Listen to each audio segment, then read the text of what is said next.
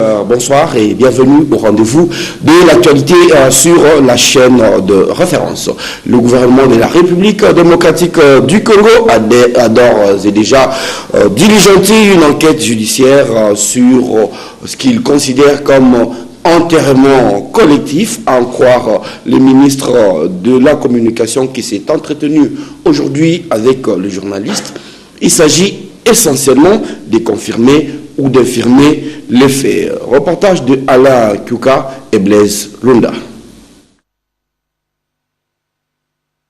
Le gouvernement persiste et signe. L'affaire de la fosse commune de Maluku est une affaire en vase clos, procédant d'un enterrement routinier et somme toute banale des dépouilles des personnes indigentes et des morts-nés.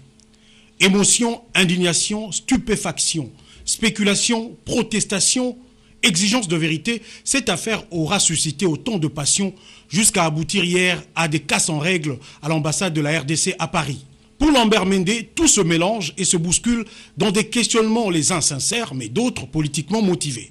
Le porte-parole du gouvernement a tenu à rappeler que le ministre de la Justice a aussitôt, après la communication des faits par l'hôtel de ville, enjoint le parquet à diligenter sans délai une enquête judiciaire sur cet enterrement collectif. Alors pourquoi diligenter une enquête si cet enterrement qualifié de routinier a été fait dans les normes? Le ministre des Médias retorque que le gouvernement de la RDC n'a rien à cacher. Non, je voudrais vous dire ceci. Je vous ai dit que le ministre de la Justice, dès que le gouvernement provincial de Kinshasa a communiqué au gouvernement les faits, et les a communiqués par la suite au public, le ministre a pris des dispositions. Soyez sûrs avec moi qu'à ce moment-là, tous ceux dont vous parlez n'étaient même pas au courant qu'il y avait un problème. Pas du tout. Et le ministre a pris cette décision qu'on fasse une enquête. Le ministre n'a pas pris la décision de faire une enquête non crédible ou non indépendante. Et c'est une enquête judiciaire. Nous avons foi en la crédibilité de ceux qui la conduisent. Et donc, on va dire que ses amis ont peut-être voulu enfoncer une porte ouverte. Peut-être qu'ils sont de bonne foi. On va dire ça. Qu'ils ont enfoncé une porte ouverte. Mais les choses avaient déjà été décidées. Les magistrats et experts sont d'ores et déjà à pied d'œuvre sur le site. Et Lambert Mendé souligne qu'en cas de nécessité, les enquêteurs pourront apprécier la coopération de quiconque estime pouvoir apporter sa contribution à la manifestation de la vérité. En visite de travail des 48 heures en République démocratique du Congo, les parlementaires sociaux-démocrates de l'Union européenne ont animé une conférence de presse hier à l'hôtel Manning. Ces députés demandent le bon déroulement dans la stabilité du processus électoral et exhortent le gouvernement congolais à mener une enquête impartiale sur la fosse commune découverte à Maluku. Patricia Amoli pour le commentaire. 5 députés sociaux-démocrates de l'Union européenne en séjour en République démocratique du Congo ont eu un tête-à-tête mercredi avec la presse nationale et internationale. Tour à tour, ils ont abordé les questions d'actualité en rapport avec les processus électoraux et la stabilisation démocratique du Congo. Car ont-ils affirmé qu'ils maintiendront une vigilance à ces sujets. Une institution amie qui voudrait retrouver le rôle qu'elle avait perdu malgré tout pendant ces 10 dernières années, ce rôle d'aider, de conforter, d'accompagner un pays comme la République démocratique du Congo. Et donc nous sommes ici dans cette visite pour mieux comprendre quelles actions porter de l'avant. Pour nous, la démocratie, les élections sont importantes. Il faut qu'un gouvernement doit rendre compte à son peuple. Et c'est ça le processus des élections. Donc c'est un processus avant les élections et après les élections, où le gouvernement et l'opposition, ils ont tous les deux un rôle à jouer dans ce processus démocratique. Autre sujet évoqué, la traçabilité obligatoire des ressources minières avec une législation efficace pour couvrir tous les marchés. Les parlementaires européens ont aussi demandé une enquête indépendante en rapport avec la question de la découverte d'une fosse commune à Maluku. Aujourd'hui, nous sommes ici pour proposer... C'est sur la fosse commune, si on va faire partie de l'enquête indépendante. C'est justement ça. Nous, on a fait la demande, c'est-à-dire on aura le temps de pouvoir évaluer et voir si ça sera possible. Mais en ce moment, ce qu'on demande, qu'il puisse y avoir une équipe indépendante, impartielle surtout, mais c'est pas... On fait la demande, on évalue, on écoute, et en prenant de tout ça, et je crois que notre objectif c'est celui-là, qu'on puisse arriver à une vérité et surtout qu'il puisse être une vérité qui ne soit pas de pair disons d'une partie prise, mais que ça doit être une décision impartiale. Concernant l'adoption internationale des enfants, une nouvelle loi est en vue. Jusque-là, une centaine de familles européennes attendent la suite de la décision du gouvernement RD congolais. Le même mercredi, le gouvernement congolais a poursuivi le dialogue avec la délégation de la MONUSCO sur différentes réformes à entreprendre avec cette mission onusienne en RDC. La troisième réunion de la revue stratégique s'est déroulée au Salon Rouge du ministère des Affaires étrangères. Patricia Amouli pour le reportage. Lors de la réunion du Conseil de sécurité de l'ONU du 19 mars dernier, le ministre des Affaires étrangères et de la coopération internationale, Raymond Tshibanda Ntunga Mulongo, avait présenté au Conseil les progrès réalisés par son pays dans plusieurs domaines concernant différentes réformes. Dans la République démocratique du Congo d'aujourd'hui, il y a un État qui fonctionne et dont l'autorité s'exerce effectivement sur la quasi-totalité du territoire national. Des institutions légitimes et efficaces, comme en témoignent nos performances économiques. Une croissance du PIB de 9,5% en 2014 et qui, de l'avis des institutions crédibles comme le Fonds monétaire international, pourra atteindre 10,5% en 2015. Respectant ses engagements, le gouvernement congolais a poursuivi les dialogues avec la MONUSCO et ce, dans ces cadres que le chef de la diplomatie congolaise a présidé mercredi 8 avril, la troisième réunion de la revue stratégique entre le gouvernement congolais et la délégation des experts de la mission des Nations Unies pour la stabilisation au Congo, conduite par Martin Kobler, représentant spécial secrétaire général de l'ONU en RDC. Le vice-premier ministre en charge de l'Intérieur, Évariste Boshab, séjourne au Katanga par cette visite d'itinérance. Il est passé au nord de cette province pour mettre fin au conflit communautaire qui oppose le peuple autochtone. Commentaire Lydia Elambo. En mission de pacification au Katanga depuis le lundi 6 avril. La délégation gouvernementale, conduite par le vice-premier ministre, ministre de l'Intérieur et de la Sécurité, Évariste Boshab, qui avait à ses côtés son collègue de la Défense, Emengoy Mukena, est arrivée mercredi 8 avril à Nyuzu, au nord de la province. Sur place, les représentants du pouvoir central ont prêché la réconciliation entre Bantous et Pygmées. Dans la suite de la délégation, le gouverneur du Katanga a glissé un mot en termes de la paix.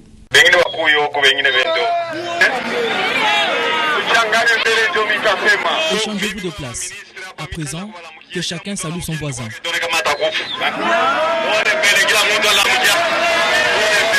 En véritable patron de la sécurité, Évariste Boshab a mis en garde le pêcheur en non trouble. Entre population autochtone et population bantou, depuis des millénaires plus tôt, on a toujours vécu sans problème. Aujourd'hui, on est en train de réveiller des sentiments de rejet les uns vis-à-vis des autres. C'est inadmissible. Dans sa JBCR, le patron de la territoriale a apporté une enveloppe pour soulager tant soit peu les réfugiés. Paris réussi, les peuples autochtones et bantous conjuguent désormais à l'unisson. Exploiter les potentialités de la province du Nord Ubangi au profit de la population de cette province consacrée par la Constitution. Ce sujet a été débattu mercredi entre les ministres de l'économie Modeste Bahati et les ressortissants de cette partie de la RDC dans Nomad, Solange Kwale Pembele. Quelques filles et fils du Nord Ubangi se sont entretenus ce mercredi 8 avril avec le ministre de l'économie Modeste Bahati au centre de leurs entretiens. Les potentialités économiques qui regorgent cette nouvelle province de la RDC. Nous sommes une délégation de ressortissants de la future province de Nord Ubangi et vous venez de le dire, son Excellence Monsieur le ministre a en charge l'économie nationale. Et il y a beaucoup de problèmes, beaucoup de dossiers qui sont en train d'être débattus au niveau du gouvernement et nous avons estimé que la province du Nord Ubangi a beaucoup d'atouts économiques. Il était indiqué qu'on en parle avec l'autorité pour que dans les réunions stratégiques du gouvernement, qu'on puisse penser à la province en intérêt. Le processus de découpage territorial est déjà enclenché en RDC. Le pays comptera 26 provinces en lieu et place des 11 provinces actuelles. La province de l'Équateur s'est vue éclater en 4 provinces, dont le Nord-Ubangi. Par conséquent, les ressortissants de ces coins de l'actuel Équateur ont voulu prendre les devants pour préparer et pourquoi pas asseoir le base du décollage économique du Nord-Ubangi. Il serait aussi mieux pour les Nord-Ubangiens de réfléchir déjà sur les échéances électorales qui pointent à l'horizon, surtout en ce qui concerne le leadership de leur province, étant donné que le leader incontestable à la personne de feu le gouverneur Louis-Alphonse Kouya-Diallo a été arraché à leur affection au moment où les natifs de cette partie du pays avaient encore besoin de lui. On va parler banque, monnaie.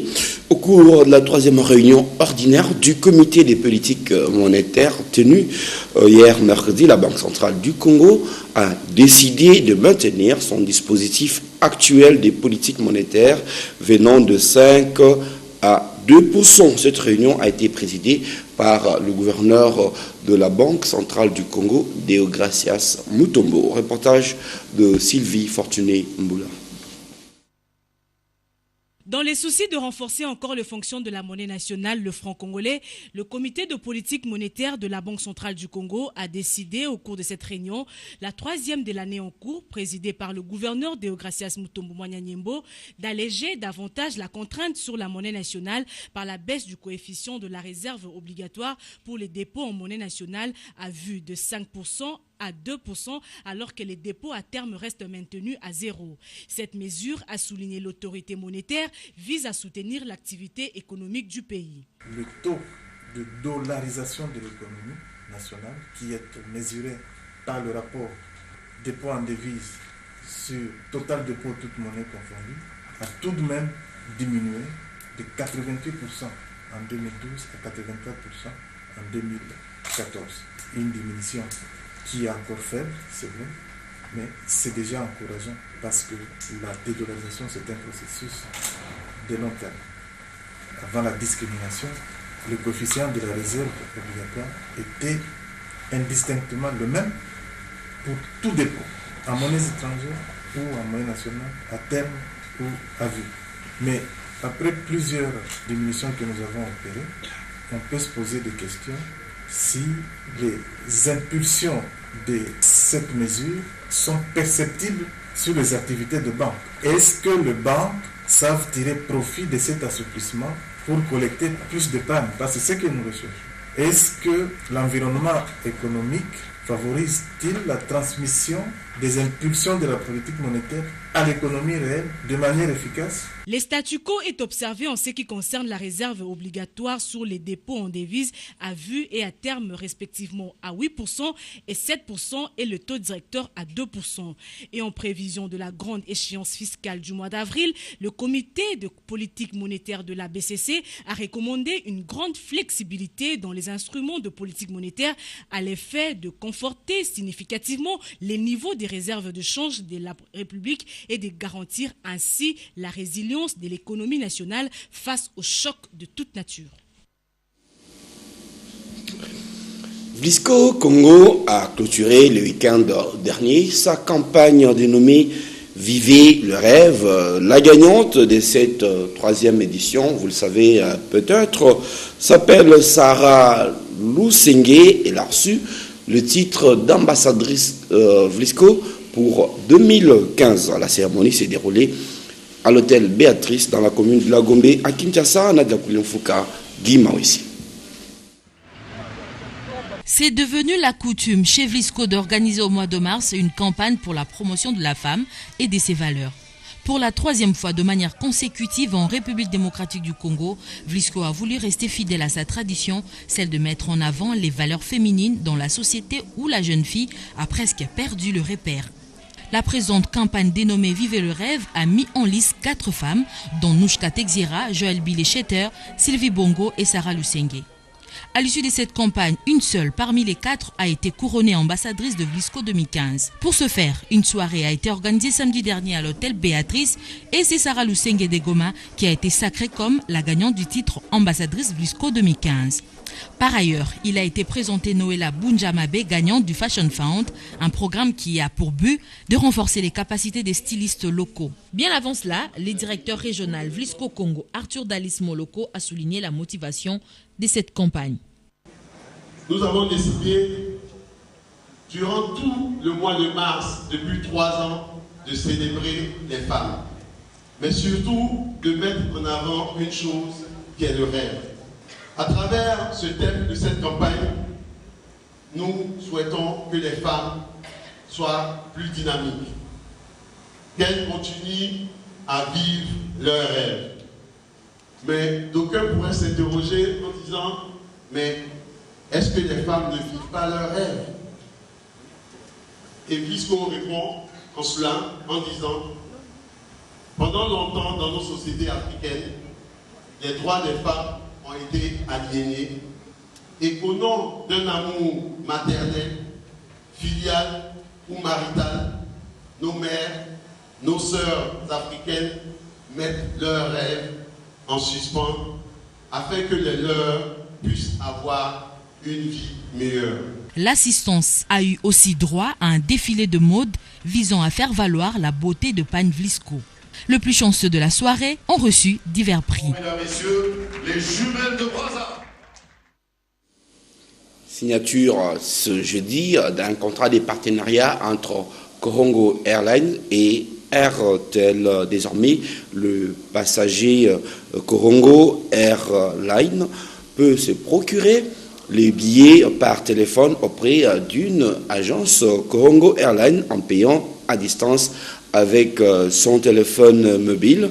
Le lancement officiel a eu lieu à la direction générale de Airtel Kinshasa à Kinshasa Gombe, Africa Mujinga, pour le reportage.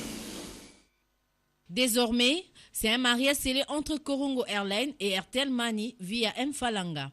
Une véritable révolution car partout et à tout moment, les passagers de Corongo peuvent acheter un billet Corongo Airlines sans se déplacer. Un seul objectif, renforcer l'accessibilité au réseau Corongo Airlines via une distribution mobile associant la flexibilité du document de transport, billets électroniques qui dématérialise les anciens billets papier avec la flexibilité des paiements mobiles. Dès le début, on partage beaucoup de points en commun avec Airtel. Outre le fait qu'on ait démarré notre activité le même jour, on partage aussi en termes d'image les mêmes valeurs. C'est un partenariat qui ne s'est pas fait du jour au lendemain. Il y a eu beaucoup de négociations entre les deux compagnies. On a essayé de déterminer au mieux le produit que nous voulions offrir à nos clients respectifs. Quel est alors l'apport d'Airtel Money à cette initiative? Airtel est une société de télécommunications qui veut contribuer activement au développement de notre pays. Corongo Airlines, dans son domaine aussi, voudrait aller de l'avant dans l'aviation. Et ce partenariat permet aujourd'hui d'innover. Pour rappel, ces partenariats ciblent les réseaux de distribution mobile existants, commissionnaires, les revendeurs Airtel Money existants et tout client potentiel n'ayant pas accès au réseau de distribution formel formé par les agences de voyage. Ces clients peuvent s'adresser directement aux agences de Corongo Airlines ou aux commissionnaires. Restons dans le monde des entreprises pour vous annoncer que la Bralima, la première industrie brassicole de la RDC, a honoré son personnel à travers la remise des diplômes de mérite professionnels aux agents et cadres qui ont servi cette entreprise pendant 35 et 40 ans. Par la même occasion, la nouvelle directrice financière de la Bralima, qui est une filiale de Heineken en RDC, cette directrice a été présentée aux cadres et agents de cette entreprise. Reportage de Ricardo Bakwa et Pascal Kalamay. René Ouft, directeur financier sortant de la Bralima, filiale du groupe Heineken en RDC, a cédé son fauteuil à la nouvelle Laurence Deroux. La cérémonie de remise et reprise a eu lieu mardi 7 avril 2015 en présence des agents et cadres de la Bralima à la direction générale à Kinshasa. Comme vous le savez, René est une fils Bralima. Il a travaillé ici il y a 25 ans comme directeur financier. C'est des collègues qui étaient déjà à Bralima à l'époque se souviennent très bien de lui. En fait, pour René, c'est un retour dans son pays. Un pays qu'il connaît bien, un pays qu'il a toujours porté à cœur. En tant que Chief Financial Officer, René a toujours prêté oreille aux problèmes de la RDC. Et il a beaucoup soutenu le programme d'investissement à la Bralima. Son passage à Kinshasa est pour tous les agents Bralima Boukin un moment de réjouissance, car René est un de nôtres qui est arrivé au plus haut sommet du groupe Heineken. Maintenant qu'il va être remplacé par Laurence Debrou, nous lui souhaitons plein succès dans sa nouvelle vie. Outre la présentation de ces deux hauts cadres de la première industrie brassicole de la RDC, la Bralima a procédé à la remise de diplômes de mérite professionnel aux agents et cadres ayant totalisé 35 et 40 ans de service. Pour rendre l'utile à l'agréable, quelques pas de danse ont été esquissés au rythme de l'orchestre Wenge Musica BCBG de Jubin Piana, dit Souverain Premier.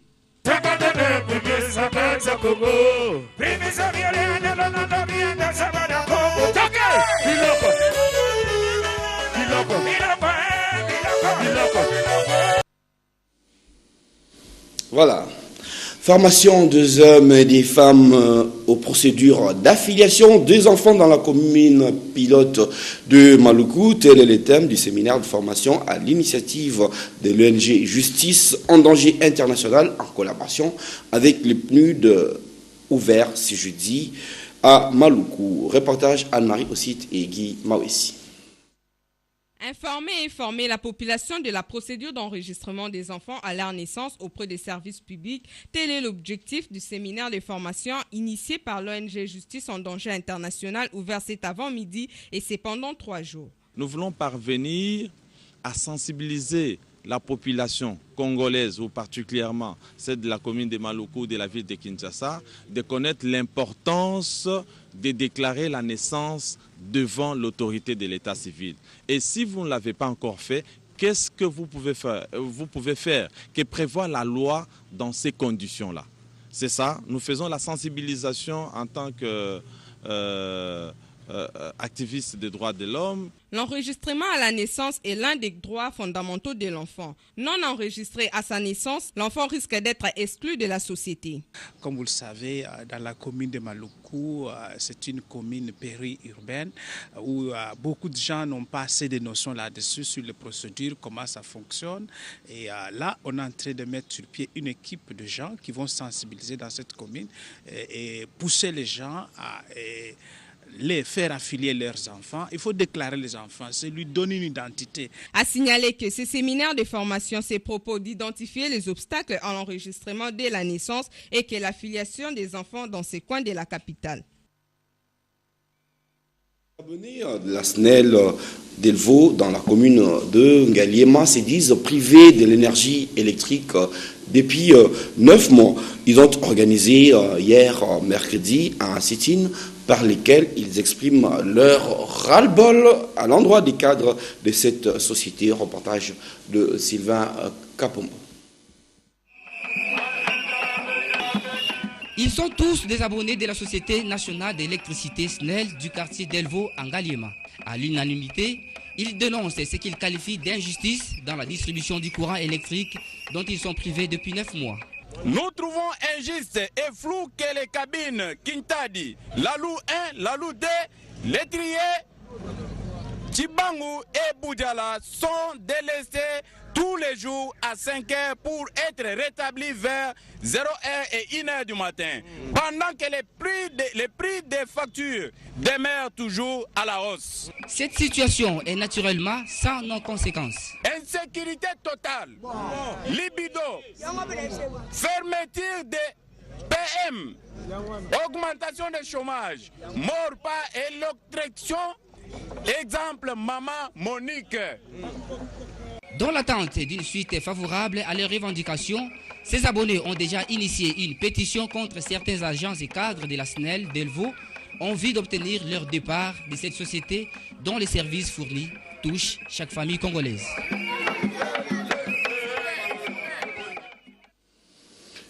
Obsèque de Monseigneur Moké, sachez que le corps de l'ancien évêque auxiliaire de Kinshasa sera exposé ce vendredi au stade Tata Raphaël pour la messe d'action des grâces et il sera inhumé à la paroisse Saint-Joseph. José Moussangana, Mathieu Ngadipoufi. Nous sommes en la cathédrale Notre-Dame du Congo. Juste là, dedans, se repose son éminence le cardinal Joseph Albert Maloula, le père de l'église de Kinshasa, décédé le 14 septembre 1989. À quelques pas, devant l'altar, est exposé les corps de celui qui fut son ami d'enfance, son complice, son confident, son excellence, Monseigneur Moké Moturi Eugène. Du vivant du cardinal Maloula, Monseigneur Moké fut l'évêque auxiliaire de Kinshasa. Soucieux de la promotion de la femme africaine, ils fondèrent ensemble, le 14 septembre 1967, la congrégation des sœurs de Sainte-Thérèse de l'Enfant Jésus de Kinshasa. Très émue, la sœur Florence Mbillet parle de l'illustre disparu en termes d'un père. Oui, Monseigneur Moké fut un père pour nous. Et lui nous appelait toujours mes filles. Donc, c'était un ami particulier, un ami d'enfance de notre fondateur, le cardinal Maloula. Et concernant la genèse de la dite congrégation, la sœur Antoinette Bouanga, issue de la première promotion, en garde quelques souvenirs. Dès le début du gouvernement, il venait chez nous. Alors donc il nous a vu grandir et on était, quand on a construit la paroisse de Saint-Joseph, on était les tout premiers enfants qui étaient là comme servants, enfants de cœur. Et puis, de là, nous sommes partis au petit séminaire. Vous voyez, nous avons un grand attachement et on est très émus lorsqu'une personnalité religieuse comme celle-là disparaît. Toute sa vie, Monseigneur Moké fut un papa. Il était bien avec nous, il vivait avec tout le monde ensemble. Il n'aimait même pas qu'on puisse chasser les élèves. Il était vraiment un papa pour nous. chargé d'an, Monseigneur Moké est né le 25 mars 1916 et il est mort le 6 avril 2015. Donc, il vécut pendant 99 ans. C'est ce vendredi 10 avril que son corps sera exposé au stade Tata Raphaël pour une messe d'action de grâce. Il sera inhumé à la paroisse Saint-Joseph d'Elimété. Puisse Dieu le recevoir chez lui, car il a combattu les bons combats. Je vous propose à présent de suivre la revue de presse dans une sélection et commentaire de Don Momat.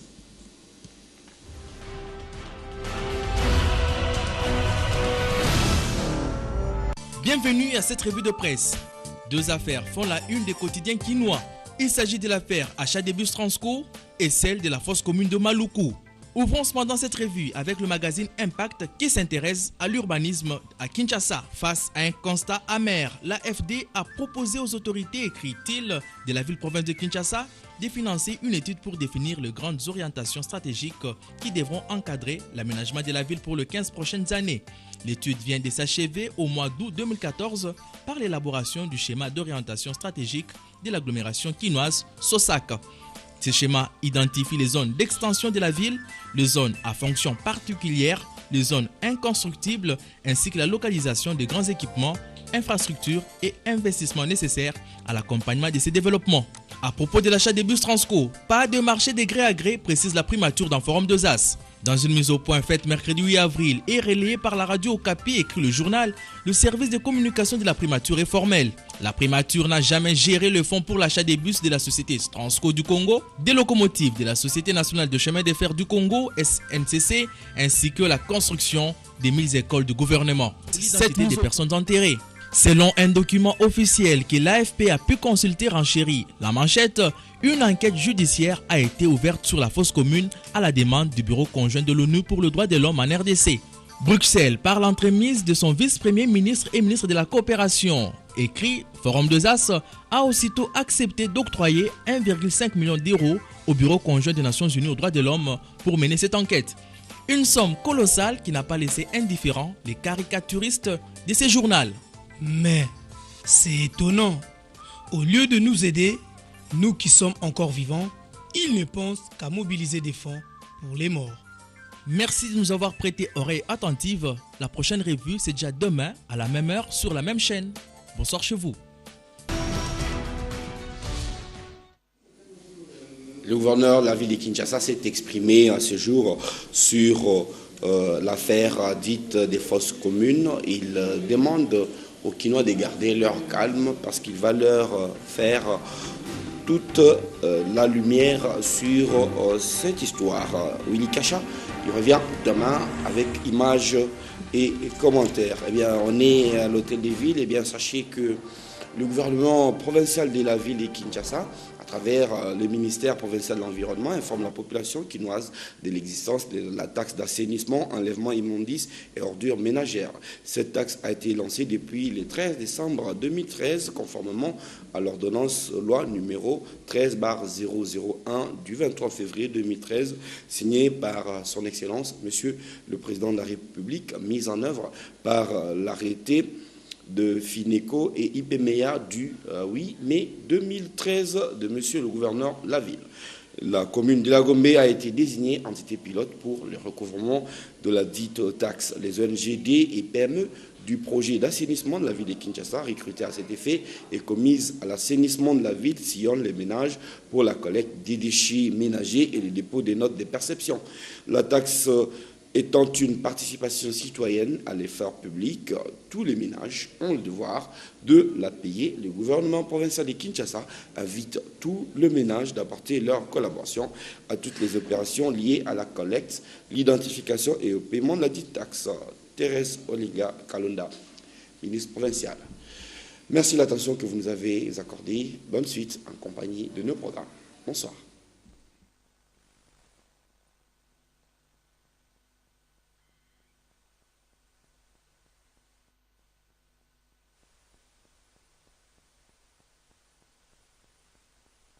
Ce journal vous a été offert par RTL.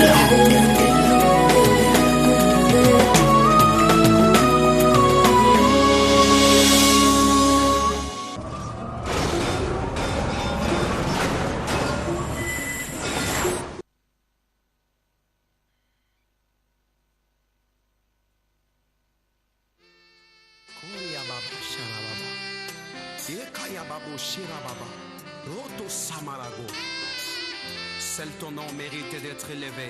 Utalikolo, Nassem, Benassia, Mabele, Kombo na yonde mo santo sengele tombama. Nikolo ba Kombo. Alléluia. Kombo mo kote.